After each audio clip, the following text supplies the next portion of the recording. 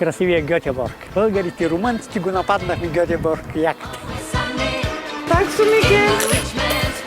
Няма на шведи тук нищо. Всичко е българско.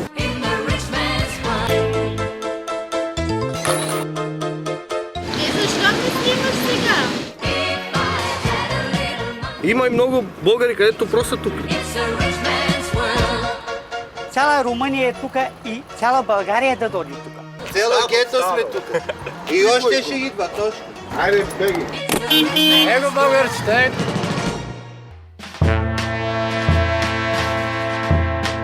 Тук не бива разбере. Това не е ромска махала. Намираме се в Швеция, на близо 2400 км от София, в Гьотеборг.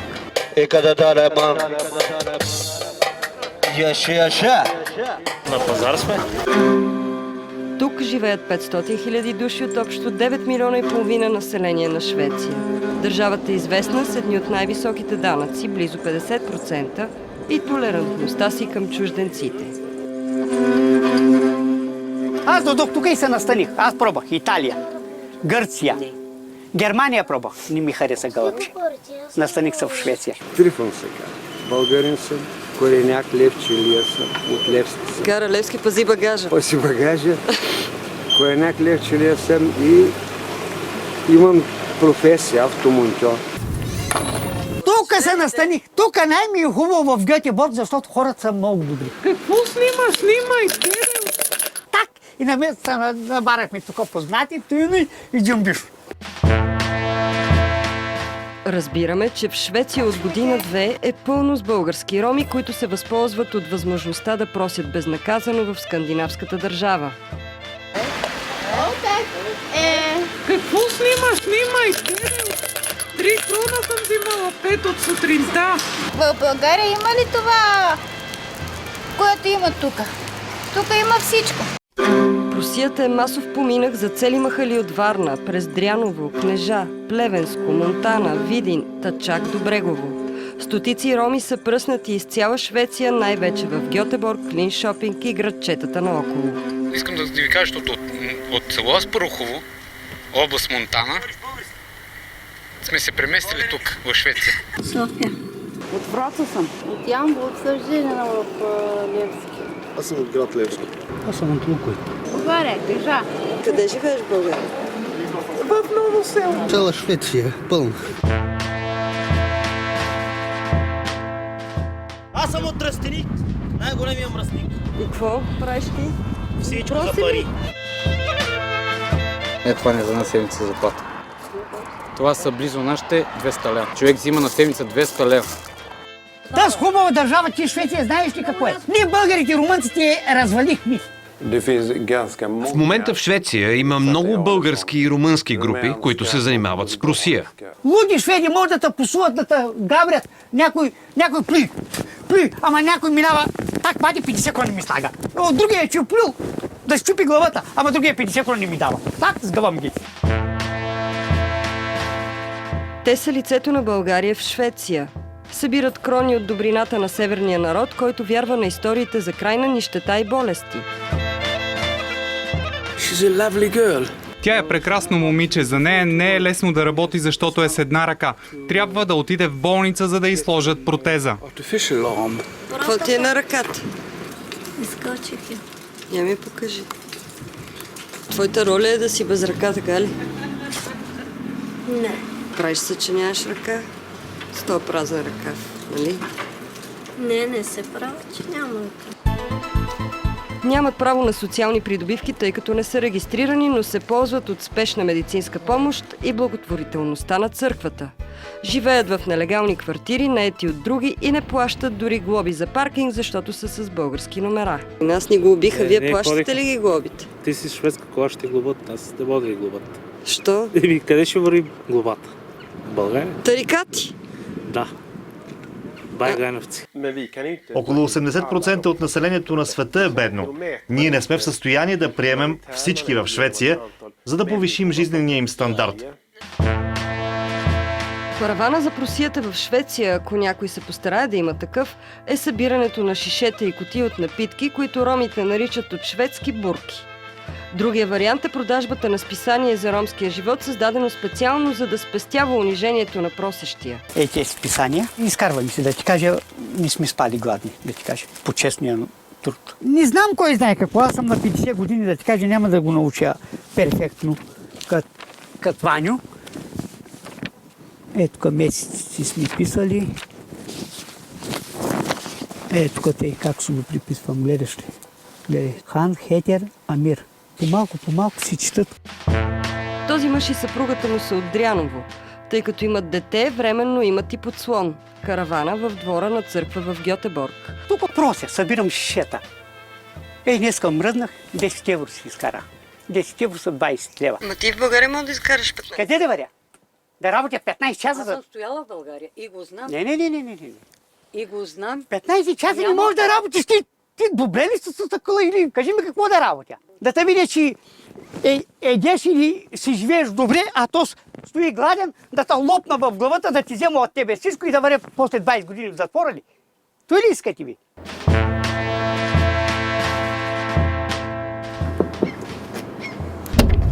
Ти колко си голям?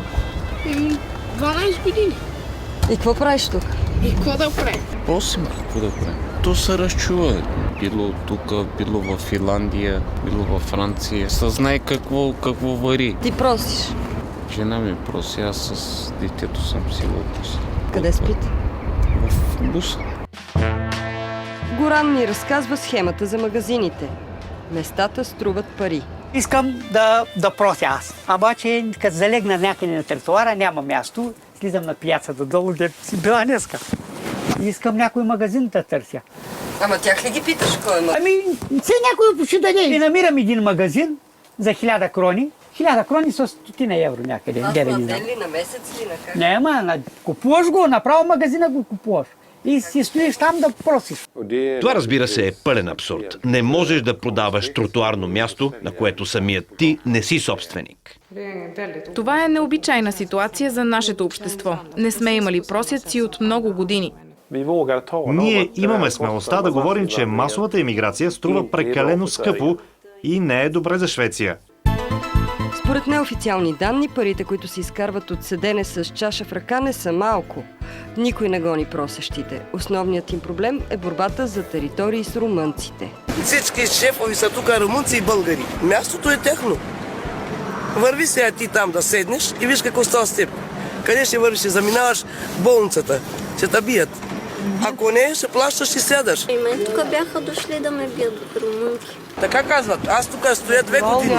То е моето място. Ми викат, това е моя магазин, ставай от тук, махай се.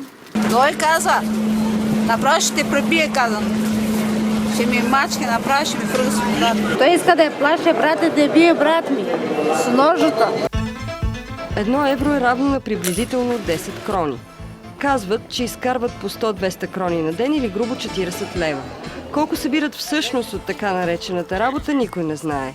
Къде отиват парите също, но за това по-късно. Едно е ясно, в националния класификатор на професиите трябва да се впише още една – професия просяк, с необлагаеми и недекларирани доходи. Тук умението седиш пред магазина и това е чакаш. В България защо влезем да крадем за 20 лева? Няма смисъл. А тук си взимаме повече. Ама не бе, така, що се смееш сега? На те по-долу ли ти цял ден в България да седиш да не изкарваш нищо? Тук е по-добре. Тук за 2 часа 400 лева български пари. Ако обичате, не ме снимайте, не ме снимайте. По-малко го изкарвам, колкото за храната. Плащам си квартира. И колко изкарваш тук? Колко? 100-150 крона. И по колко изкарваш? Колко? Да, сетим с кадар за тях. Няма да се... Що? Ти седиш тук по цял ден, просиш, пък са бягаш от камерата. Що? Ето още един камерджия. Идва и ти да ме снимаш, бе, няма проблем. А какво трябва да правя? Не трябва ли да едем? Какво снимаш? Снимай, гледай. 3 крона съм взимала, 5 от сутринта. Гледай. Прибираш ли джобчето? Аз те видях. Да, ето, прибирам ги, да. Гледай ги, ето, виждаш ли? България какво е? От ли сме ние? Направо се фала и не ми ще чупа и камера. Защо? Защото знам какво представлява България, пита ти. Като ме изгонят от тук, паля си колата и заминавам. Изредихте ли държавите? Германия, Италия, Франция, Белгия, ще ги мина всичките. Където нямам пари, спирам, почвам да прося и продължавам. Дето се закача. Так, Сумикен, так. Видели какво ми даде Миличка? 5 крона, дъжд, снег, слънце. Аз от тук не мърдам. Хей, до сега да си видела някой да ме плюва. Уважават ми, аз ги уважавам и ги уважавам уважението. Ако сега ми казват властите на Швеция да си тръгна, веднага ще си тръгнат. Разбираш ли? А не вие българите. Ние от нашата партия искаме да бъде въведена общонационална забрана на просията в Швеция. Аз не вярвам в криминализация на бедността в Гьотеборг. И повече няма да ми таковаш и чашата, разбираш ли? Повече не ме занимавай с глупости. Разбрави? Аз съм убеден, че става въпрос и за криминална просия. Организират се хора за просия. Бус, колко хора дойдох от България? Около 11. Тия хора къде са сега? В момента са на магазините. Кой им плати техния път на тия 11 човека? Има различни хора. Точно така по принцип се прави. Ами аз като го карам, например, от България до тук, пътя му е 120 евро. Заработи си 120 евро, дава ми ги и после си работи за него. Това е. Как дойде? Така? Как? То далече. Далече знам, с самолета. Моля? С колама. Той е чупена. Ма кой те докара? Брат ми се каза, не знам. И аз с самолета си доде, с него едно брат. Не сте ли много тук такива? И как? Има народ много. Кажи как дойде, кой те докара? Самолета. Как си дошла ти? Вие как си дошла? Добре, ти като си бедна, как дойде с самолет до тук? Много лесно. Правиш си резервация и 50 лева ти е билета. Так, Сумикен. Виждаш ли какво са ми дали? Виж? Ти как дойде с автомобил, с кола, с бус? С бус съм дошла. Събрахме се 5 човека и дойдохме с моя бус. Бусът е лично мой. Толкова си бедна, че имаш бус. Толкова съм бедна. Остави ме сега. Да кажем, имаме една група хора и те вършат това по един добър начин. Никого не лъжат, никого не принуждават и си делят поравно пари. Тогава нямаме извършено престъпление. Проблемът е, че ние не вярваме, че те вършат това по добър начин. Но, както разбираш, имаме трудността при доказването на тези престъпления. Как да докажем, че те не си делят парите поравно, например? Как да докажем, че някой е бит, заплашван или мамен? Ако някой от пострадалите не смее или не иска да разкаже за това. Има ли някой, който ви събира парите? Не. Организира ли се просията? Това не го разбирам какво ми казва. За какви са тия българи? За какво? Какво значи това? Имаме сведения, че част от идващите тук да просят са излъгани. Обещана им е била обща работа, бране на боровинки или почистване. Но когато пристигат, се разбира, че работа за тях няма и са принудени да седят по улиците и да просят. Аз тук дойдох от първото да бера боровинка. И видях вече, че няма боровинка. И съм пробвала и гледам, че хората ми дават. И за това... Боровинката на януари месец боровинка няма. Това има дежурното извинение, боровинката. А кой ти каза за боровинките? Ти откъде въобще разбра за Швеция като държава? Че дават го по вестниците. Чула съм от той, от той. От кого си чула? От много хора в България. Ма от кои са тия хора? От твоето село ли са? Откъде си? Ние сме тук. От кого имаш информацията? А ти как разбра, че тук можеш да просиш? Народ, той тук е народ да просят. Всичките народа идат тук. Я няма да просим. Виж, си правя операция, берам си пари. Добре си облечена. Какво съм добре облечена? Кой те докара? Аз и мъжа ми сме дошли с колата. Не съм дошла с нито съм докарала някой, да проси. Мисълта ми е, а и твоята е цел такава, че съм докарала някой или някой ме е докарал мене да прося. Не. Стигнах с самолета, Ма кой те докара? Приятели. Аз съм се издължил за това, дето са ме докарали до тук и това е. 7 700 лева има да връщам, 800 по-точно. И моите си, нали, каквото продадох там, имах телевизия, едно друго, продадох само да идвам. Никой нито ме е докарал, нито изнудавам човек, нито ме изнудават. Просто аз съм си дошла и за мене си работи. Отиде там в България, снимай уния бедните. Къде пускат хората пари и те ги крадат. Затова са циганите тук. Ще гласуват на жена ми пърдите вече. Никой няма да гласува за тях. Да. Малко се дигайме крилото, те го свалят. Беше ми приятно. Правят се пари. Абе какви пари ще виждаш, и какво съм изкарал? Ти може би не, ама ако някой има 10 като тебе, ще направи пари. Може би с вида си или с те по-нахално може би. Просто аз виждаш как. Сама виждаш как хората ми сагат и наред оставят и чакат. Само на Бога да ме държи, да не се разболявам, да съм жив и здрав и те лекарства, джоба ми и те нататък имат. Те си имат хора сега, имат са определени хора долу, аз не общувам много с тях. Като си довела 8 човека, ще им береш гелето. Те са си работници към тях. Те си просят и им дават, комисионно им дават. Повечето на 50 на 50 познавам момчета, че и просят, ама има и такива, дет не могат да ходят и казвам не дъгав и му вземат всичко. Колко събираш на ден? Малко, я не знам да чета, Да кажи колко? Не, колко. Я не знам, я не знам да броя. И кой ги брои? Брат ми. А къде е брат ти? Не знам къде е. Много от тях са под ръководството на авторитарни лидери, които ги експлоатират. И общо взето лидерът е този, който разполага с изкараните от просия пари. Това е най-евтиния паркинг, намира се в центъра на Гьотеборг. Има десетки коли с български номера. Докато десетки просеци заработват пред магазините, тези момчета не правят нищо. Какво правите тук? Какво правим? Работим, като има работа, няма работа. Някой ден работим, някой ден почиваме. А каква работа има? Работа се е тайна, се мога да кажа. Така както ви гледам, баровски си живеете. Днеска сме изкарали малко пари, живеем баровски. Да, Братовчет ми даде от казиното 2000 евро. Виждате 5 просека там или там двама нещастника и всичките са вече просеци, нещастници, крадци, убийци. Нещастници в никакъв случай.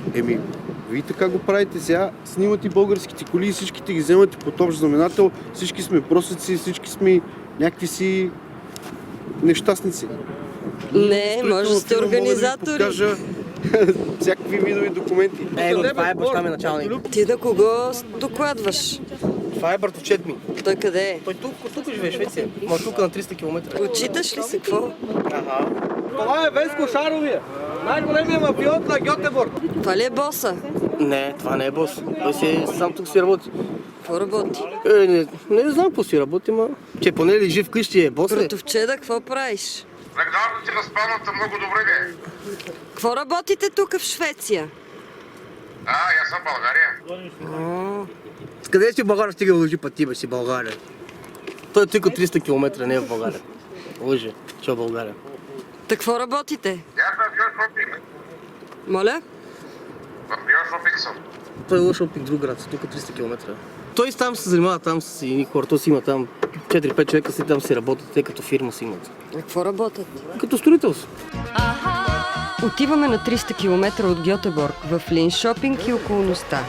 Там се намира братовчеда с така наречената строителна фирма от град Левски. Строители не намираме, но откриваме десетки български роми отишли да просят. Организирано.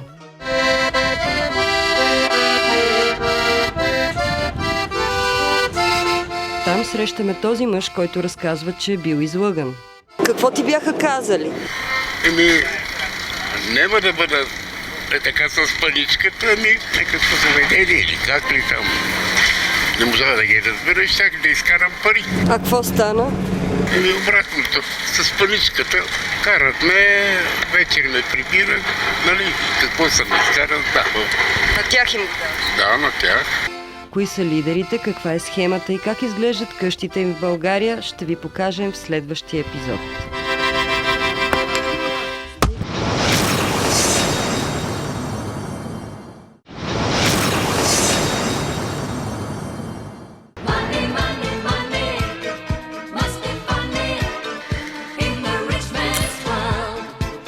По смисъла на закона аз съм престъпник. Ангел Стефанов е задържан от полицията в Гьотеборг по подозрение за организация на просия. Срещу него е имало сигнал, че изнудвал жена, работила за него, която не могла да изкара достатъчно, за да си изплати наема и евентуално пътя за връщане. Без да съм направил нищо на Иванка. Само е казал, аз работих при Иван. И това беше достатъчно основание да бъда арестуван и да спа 3 дена в затвора. Срещаме се с Ангел на гарата в Гьотеборг. Той не крие с какво се занимава и се съгласява да разкаже и покаже организацията, за да изчисти името си. Ангел държи поне 5 места пред различни магазини в града. Първото, наречено от него Златно, е пред магазин за алкохол. Там седи жена му. Здравей! Какво работиш? Прося. Защо? Защото няма работа в България. Той сега така ти каза да кажеш. Аз го чух. Не, че ми е казал той да ми го. Не е ли гадно мъжът ти да те оставя да просиш? Като няма работа, той не ме кара на село, аз искам да прося. Добре, ама не ти ли е гадно да храниш мъжът и ти по цял ден да висиш тук, той само да събира парите? Значи той му пази по този начин, защото има всякакви тук. По този начин знам, че има някой след гърба ми, който може да му защити. Аз съм организатора, който ви събира, кой ви е довел тук в Швеция на работа. По смисъла на закона съм престъпник. Ние за себе си знаем, че не сме. Това е.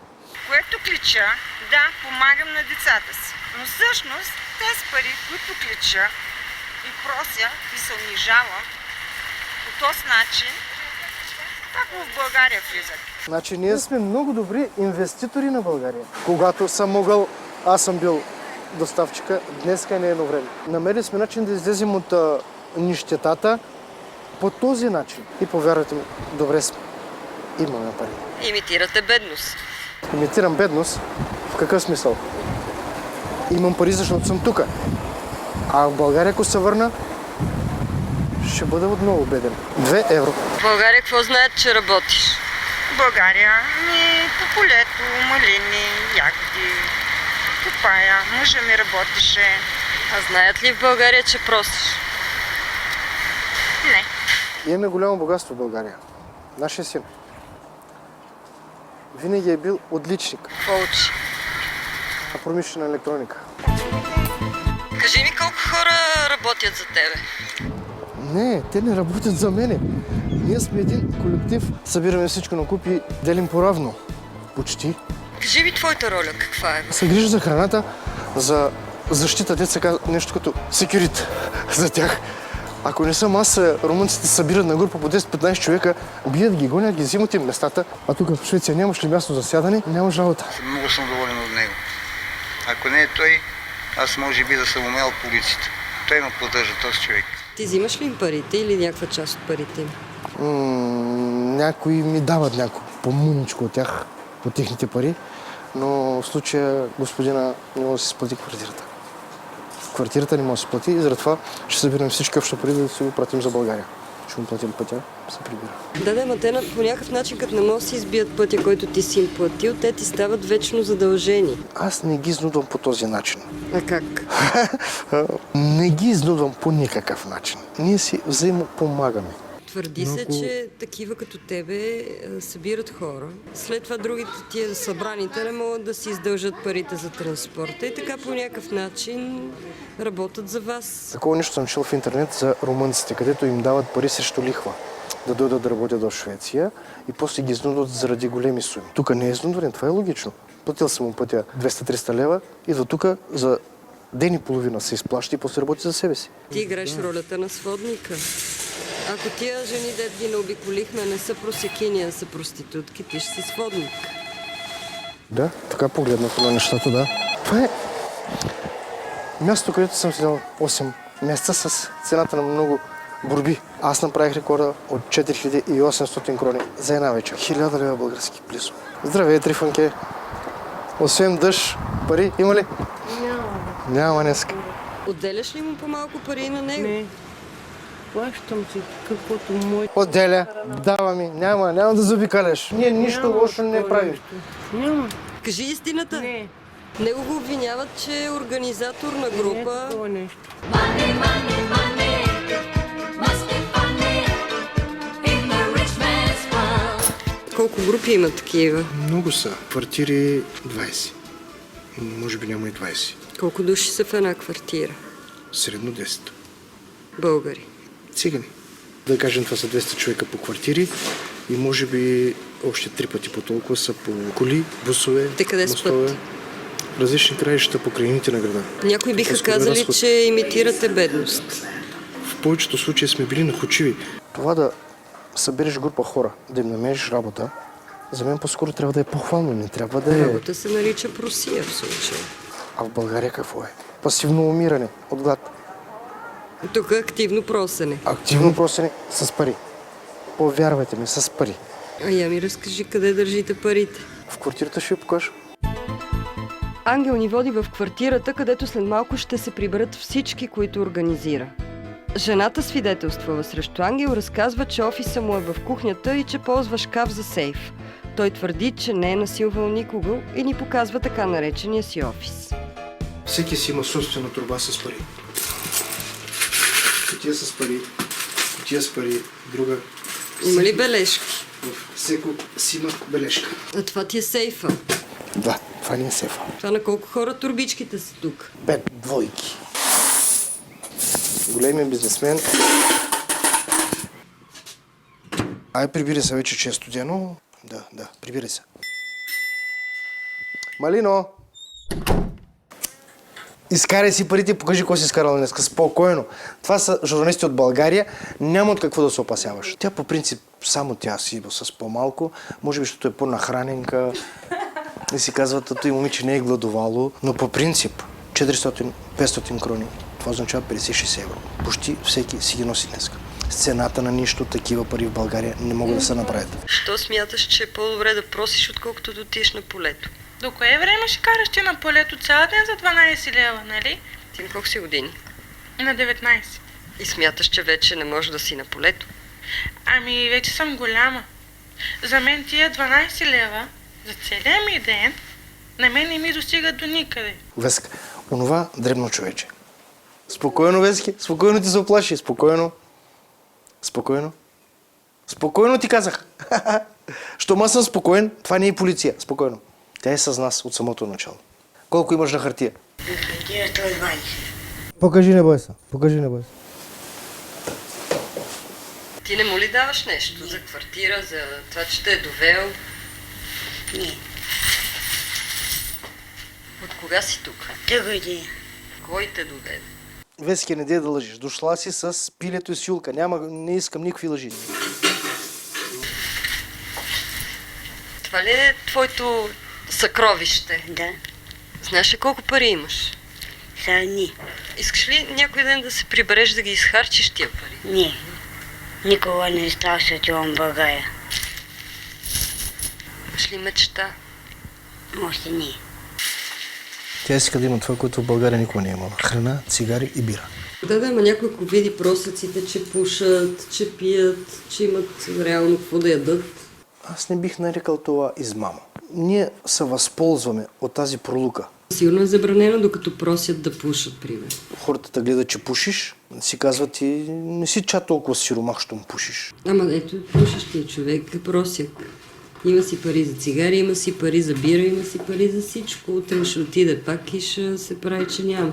Да, ама ако не отиде, няма да има нито цигари, нито храна, нито нещо. Колко съм изкарала? Горе-долу 60 лева. 70. Първоначално беше трудно. Свикваш, бе. Няма къде да отидеш. Свикваш. Седиш и това. Човек е страхва. Съзнавам, че излагам моята страна. Някой път повече. Какво беше първото нещо, което научи за просията? Сядаш, слагаш си чашата и чакаш. Кога престана да те е срам? След като се напълни първия път чашата. Забравяш всичко. Първия път, като седна, беше ли ти притеснено? Да. Много. За колко време? 2 часа, 3. И после какво започваш да изпитваш? Удовлетворено това, че някой ти хвърля пари. Да, ама пак се е притеснена, да. Има ли момент, в който си казал, не мога да стана тази сутрин, няма да ходя? Когато съм болна, просто знам, ако не отида един ден, някой ще ми вземе мястото. Трябва да се скарам. Около 40-50 кроница. Няма, хората ми дават студено. Примерно трифунка прави 500-600 крони. 60 евро. Прибала съм днеска. Аз заради това дойдох тук в Швеция, понеже да излъгаха, че имало някаква работа. И ни увиснахме. Ако не беше ангел, може би още съм по улиците. Той реално не ти прави услуга. Да, във всеки случай пак има къде да си заведа главата за сега. Около 300 крони. Тя е най-добре днеска от всички. Ти на Ангел оставяш ли му пари? Не, понеже разбрах, че тук има билки да се събират някакви, за сметка на това нищо. Твоята дъщеря проси също. Да. Това се превръща във вашия семейен занаят. Просията. За сега, за през зимата, да. Значи сега какво ти трябва? Една чашка, ставаш част от нас. За малко, поне за мъничко. Отговаряш так или так сумике, т.е. благодаря или благодаря много. И сега какво беше? Так. Правите ли си сухи тренировки тук? Това, което ти казах, е достатъчно. Аз цял живот съм бил началник. Трябваше ми половин час преди да седна. Трепераха ми ръцете. Хората минават и хвърлят стотинки. Леко стана половин чаша, като ги погледнах, че то е сериозна сума. И вечерта, когато преброих, че съм изкарал 500 крони, превърнато в български пари, 100 лева, аз си казах, това са много пари. Следващия ден аз нямах търпение, кога ще се съмни, да стигна на мястото и да отида пак да седна на място. Свикнал съм да бъда ценен, уважаван от другите и в този дух съм карал. Така ми е протекал целия живот. И когато някой обърне нещата с някаква глупост, ме превърне в криминално проявен, аз се изнервям и ставам съвсем друг човек. А то другия човек, знаеш как, никак не разсъждава правилно. Никого не съм набил до днеска, никого не съм напляскал. Но съм способен да отмъщавам. Оставяме Ангел и групата му в Гьотеборг. На този етап делото срещу него е прекратено.